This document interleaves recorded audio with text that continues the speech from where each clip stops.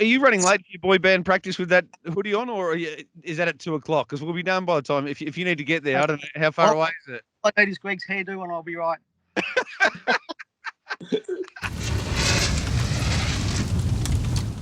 Hello and welcome to Burning Questions. It's a very popular show, this one. Andy Gath's going to take over the hosting again next week because I'm taking a fortnight off and Nikkita Ross is also taking a 1 week sabbatical. Andy, are you up for the challenge? You were a little bit nervy. You were a little bit bad out of the gate last time you hosted. Are you ready to take on the responsibility again or not? I started off okay. The fact you made me laugh didn't help, but yeah, no, we'll have a crack at it. We'll see what happens. Now about Greg Sugars. Last week I was saying, what a killer haircut. You've just dominated there. And now, I don't know what's happened. It feels like, did you cut some part of it and there's a bit hanging out the side? You look a bit worse for wear, Gregory. How are you feeling, mate? Are you good? Are you okay? Yeah, I'm just hanging in there. It was a stressful week last week. The big build up for the Group 1 night. So it's, it's taking out its toll on me, that's for sure. I can see you getting up in the middle of the night and using up all of the hair wax, and then today you've realised that there's none left. It's because I was getting up in the middle of the night just preening myself. And Skeeter, how are you? We both got a sabbatical coming up, but one more week and more Group 1 racing on Saturday night. Yeah, that's right, Bon. My first burning questions that I would have missed next week. I haven't missed one yet, so I don't know how I'll feel about that, but I'm sure Andy will do a brilliant job holding the fort. Have you missed one, Andy, or have you been on every one? No, I've missed a few. That's it. Yeah. You placed me with Albie 1 week. Yeah. I came out, he won't like me saying this, but I came out and I was talking about how fast the track was at Bendigo last weekend, and he goes, times are irrelevant. Times are irrelevant. And I just said, well, I can't argue with that. They probably are irrelevant. I don't know what that means. Whether you're celebrating a win or shoveling in the stables, you want your staff to look their very best. And you do that with uniforms from Hip Pocket Workwear and Safety. They have you covered for clothing, protective equipment, and plenty more. Check out hippocketworkwear.com.au. First of the burning questions for Ballarat, another night of Group 1 racing. Is Plymouth Chubb that rare freshman trotter that we can call a moral in the Tatlow? We'll start with you, Gregory. I was on track the 91, the home grade, and it was just absolutely freakish. Is he just one right out of the box and he can win from anywhere, or does he lack enough professionalism that maybe he's not a dead set certainty? I think he's clearly the best of this lot. There's no doubt about that. But he's not 100% gated and 100% put together as a racehorse, in my opinion. So from the outside back row gate, it always evens the field up. But there's no doubt about it. He's probably the best horse in the race. But yeah, I'm hoping he's definitely beatable because I'm driving against him. Yes, well, maybe he's beatable. I tend to think on ability, Andy, he's probably not beatable, although Rebel Stake was very, very good, I thought, winning last start. Now Iron Love's got a run and Carriage Stride, there's a couple of unbeaten ones. How good is Plymouth Chubb, in your opinion? You've got a reasonable eye for trotters. Yeah, no, he's a really nice horse. I think when he won the homegrown classic or whatever, the Baton race, visually looked really good, but time, even though they are not relevant or irrelevant, whatever the word was, they went off the clock. The fillies actually went quicker than him, and they're no superstars. So, but again, no, he's a quality horse. He can do things wrong. It's a pretty good field. I think it's pretty even. I think if he's not on his game, there's a few horses that can get the job done. So, if I was a punter, I'd be risking him really. Well, I don't know what price he's going to be yet. I think I marked him around $1.60 in the end. Skeeter, yeah, I don't know if I'd be risking him. To be honest, I think I'll be staying out of the race unless something pops up crazy odds. But we could be talking about Plymouth Chubb as one of the best juvenile trotters we've seen in the past 20 years by the end of this year. Yeah, there's no doubt he's a very, very nice horse, Bon, and probably the one to beat. But we are a bit later in the season now, and you've got some of these emerging horses. Rebel Stokes really caught my eye, even from that first start, which was quite amazing. But looks a really, really nice horse. And yeah, I don't think we can declare anything immoral in a 2-year-old trot from the outside second row draw. So the horse to beat, and definitely has plenty of ability, but. Yeah, I couldn't call him immoral, especially because he made that mistake last time as well in the score up, got back down and didn't really miss away. But still, the fact that he made that early error just puts a little bit of a question mark there. So the one to beat, but not immoral. Has he got speed quickly, Andy? Because I think in that win, you say it was visually impressive, and it was the way he won because he made the mistake, lost 60 or 70 metres and won, just drawing away. But probably the one thing I haven't seen from him is like that raw speed. He seems like he's got great rhythm, but I don't know about whether he's got that snap speed. Yeah, obviously, he's very good. I don't think I'm bagging him. Probably should be undefeated, but you just, again, he's been in a real great field yet. This is the best field he's ever been in, and he's got the worst draw. So he's going to be up against, in my opinion, but this might be a race where he stands up and just puts everyone to shame. Who knows? Being very careful and diplomatic here, Andy. Normally when he's talking to me or talking about me, there's no diplomacy. Now he's like, I just want everyone to know I'm not having a go at the horse. He's a lovely horse. All right. Question 2. It's brought to you by the Fresh Connection. And, of course, we know about the Fresh Connection. They export fresh fruit to more than 35 countries. I saw Paul Curie right there. 35 maybe think of Peter Dacos. I'm just doing my own thing here. I'm just out loud. Headed up by Damien Glengarry, who is the export manager and does a magnificent job. The Fresh Connection specialise in citrus, table grapes, cherries and mangoes. Summer's coming and so are the mangoes. Freshconnection.com.au. Question 2 is, will Spellbound simply dominate at her Vic return, or will Maajida lift a notch second up tonight, Gregory?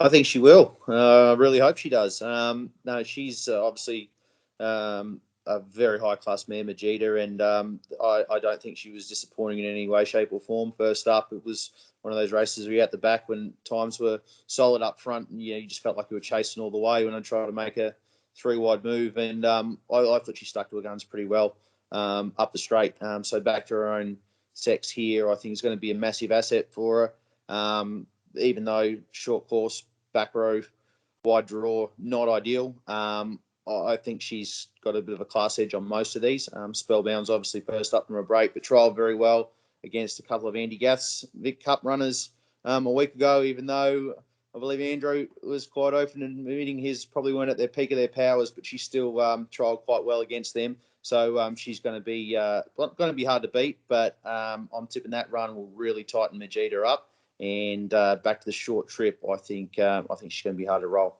All right, 2 questions. Pound. I know what you're going to say here because we got to play for the team. But pound for pound, who do you think is the better mare out of Maajida and Spellbound, or is there nothing between them? Oh, I'm definitely going to stick with Maajida. I've seen she can race various ways, whereas Spellbound's probably a little bit more one-dimensional in my opinion. But obviously Maajida's, she's a winner of 19 races from about 30 starts and $500,000. So she's very well credentialed. And do we take off as early as possible here, or we sit back and just assess the race and use the Candyman beautiful mind just to assess what's going on, or do we just launch as early as we can? It all depends on what happens around me shortly after the start, and one of Andy's great sayings is it's all tempo related. The way you drive horses. So, we'll be able to get a feel for that pretty much straight away, I reckon. And if there's not a lot of pace on early and I can get forward, I won't hesitate in doing that. Andy, if you don't reference Greg in a couple of your answers here, then it's going to be an imbalance, I've got to tell you. What's your response here? I think just that advantage in draw with Spellbound, but we've seen, in fact, Mitch Sidebottom was the one that really alerted me to the fact Emma Stewart's horses this preparation, first up, we saw what Acknow did first up. I thought, are you okay there, son? Are you all right? You don't look well. And then he's gone bang, bang, bang after that. So they seem to improve sharply first up to second up this time in those horses from Emma and Clayton's camp. But what are your thoughts here? Spellbound versus Maajida versus the rest? Yeah, obviously Spellbound's got a little bit of advantage with the barrier draw if it gets a good run through, and it did trial really good at Melton. It was really strong on the line on a horrible windy day at Melton, which was a surprise. But yeah, Maajida is such a quality filly. Her runs, she's sat in to death and broken 55 for 2,200 at Melton. She's gone 150 at Menangle. She's such a quality filly and always has been. And you've got to beat her. She's really tough. When you think she's gone, she sort of keeps coming. So I think it's a 2-horse race. I'm probably going to lead just the Spellbound a little bit because of the barrier draw, but I'm sure they'll both be fighting at the finish. And are you running late for your boy band practice with that hoodie on, or is that at 2:00? Because we'll be done by the time, if you need to get there. I don't know, how far away is it? I need his Greg's hairdo and I'll be right.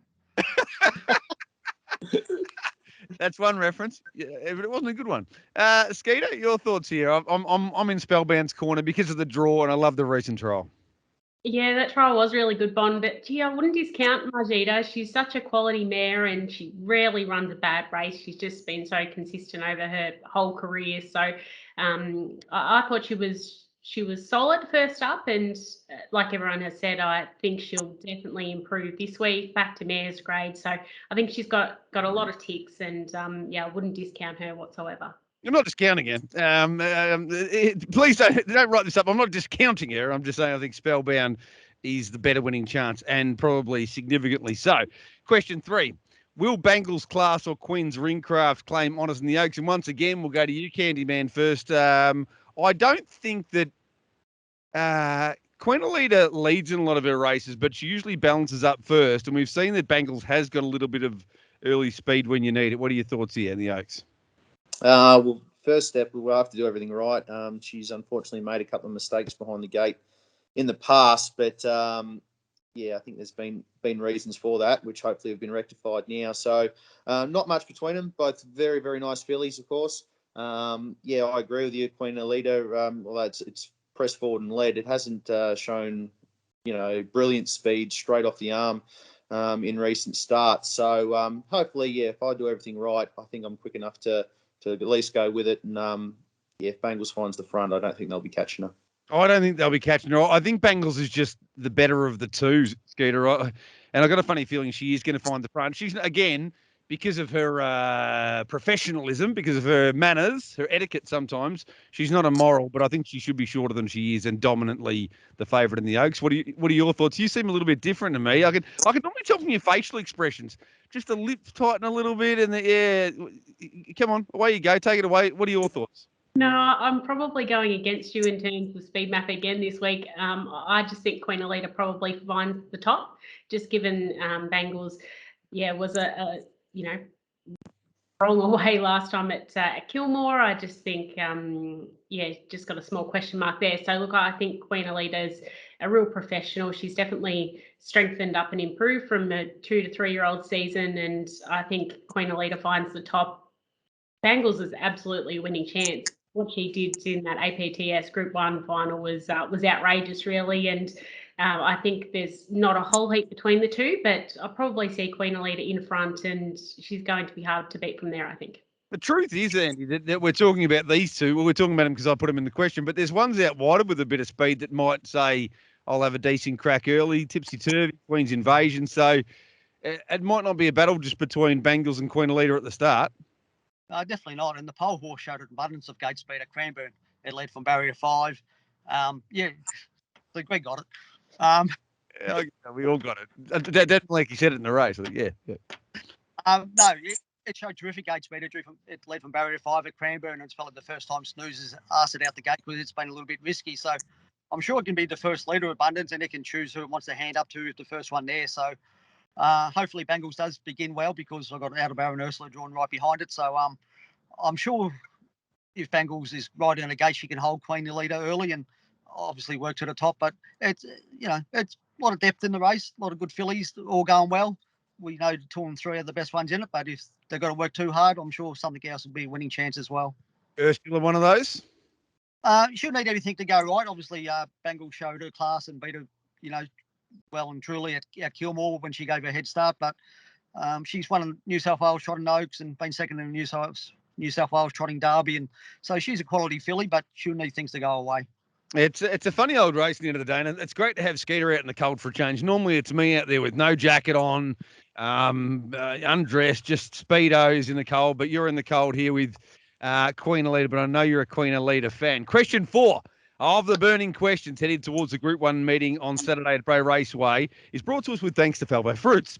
Specialists in the table grapes world since the 1960s. Michael and Josie Felvo are keeping the tradition going, and everyone loves their grapes. Keep an eye out for Felvo Fruits. You know you love them. Thank you very much to Harness Racing Victoria for sending, they sent a care package out to all the employees, and it was just fruit and vegetables. I mean, I didn't eat any of it. No, I didn't eat any. I just handed it over to Desi G, my partner, and said, take what you want. Make yourself a little potpourri. I'm not going to eat this. Surely they could have sent me the Maker's Mark. I've been doing it hard as well. All right. Anyway, that's enough of a rant. Thank you very much to HRV. Appreciate your thoughts. Question 4. We'll start with you this time, Andy. Is Santa Casa set to make a statement in the 50s? First up from a break. Last time he was fresh. He was very dominant, 152.7 over the short. I think he's a pretty nice horse. I think this is his race. Have you got something contrary to say on this one? No, I haven't. I think the 1 and the 2 are generally horses that hand up. I think he's going to find his way to the top. When he does, you can go and make yourself a cup of tea and come back, because I don't think much will happen. And he's too good first up. Yeah, I like that. I like it when the cup of tea or the cup of coffee saying is used by others. We'll go to you now, Skeety, because Gregory starting to get upset with going first. So we'll put him last this time. We'll shuffle him right to the back of the field. What are your thoughts here? I think Santa Casa Beach. It's a funny old front line. Just about everyone's going to go back. I think he goes forward once he finds the top. I think that's probably the end of the story. I agree. Yeah, I think it looks a race where he'll find the top, and there doesn't really seem to be an enforcer in the race. So I think he'll be able to get away with a pretty comfortable time. And as we know, if he does get an easy lead and a comfortable first quarter, it's awfully hard for anything back in the field to make significant ground. So they've got to run a hell of a race to do that. Jellyby Chevy's one. He does go well when he is fresh. We haven't seen him for a little while. And at his best, I think he could absolutely challenge Santa Casa Beach. But he does have that second row, and as I mentioned, if Santa Casa Beach just gets an easy lead, it does become awfully hard. So, yeah, I think he can win first up. Maybe the biggest danger might be Ideals of Magic sitting right on his back. I've been with Ideals of Magic so many times, though. I've gone to war and been killed that many times following Ideals of Magic. I just don't know anymore. Your thoughts here, Candyman?